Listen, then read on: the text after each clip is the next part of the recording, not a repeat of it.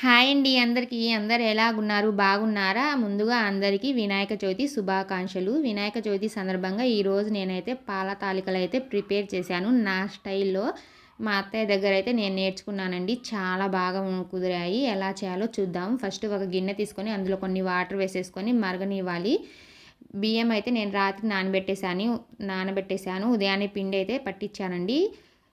పాల తాలికలకి తడిపిండి అయితేనే బాగుంటుంది. పొడి పిండి కన్నా తడిపిండితో పాల తాలికలు చేస్తే టేస్ట్ చాలా బాగుంటుంది. చూడండి, గోధుమ పిండి కలిపినట్టు కలిపేసేసుకోవాలి. కొంచెం ఉప్పు, బెల్లం, హాట్ వాటర్ వేసి కలుపుకోవాలి. అలా చేస్తే పాల తాలికలు అనేవి విరగకుండా చాలా బాగా వస్తాయి. చాలా బాగుంటుంది పాయసం అనేది. కొంచెం బియ్యం పిండి మిగిల్చుకోవాలి. అందులో కొన్ని వాటర్ వేసేసుకొని కలుపుకొని పక్కనుంచుకోవాలి.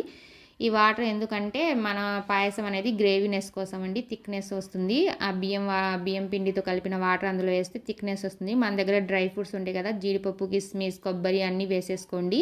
కొంచెం సాల్ట్ కూడా వేసేసుకోండి. నేనైతే కొబ్బరి మాత్రమే వేశాను. మా పిల్లలు కొబ్బరి చాలా ఇష్టంగా తింటారు, జీడిపప్పు అంత ఇష్టంగా తినరు. పాల తాలికలు చూడండి ఉడికిపోయినాయి. ఉడికిన తర్వాత అందులో బెల్లం వేసుకోవాలి. ముందుగానే బెల్లం వేయకూడదండి, తర్వాత బెల్లం వేసుకోవాలి.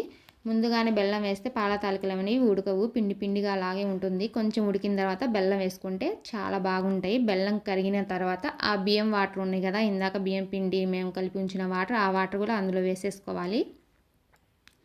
ఆ వాటర్ వేసుకున్న తర్వాత పాలు కూడా వేసేసుకోవాలి. పాలు ఎక్కువ వేసుకోండి. 1 లీటర్ పాలు వేసుకోండి, చాలా బాగుంటుంది. నేను కూడా లీటర్ పాలు అయితే వేశాను. కేజీ పాయసానికి లీటర్ పాలు అయితే వేశాను.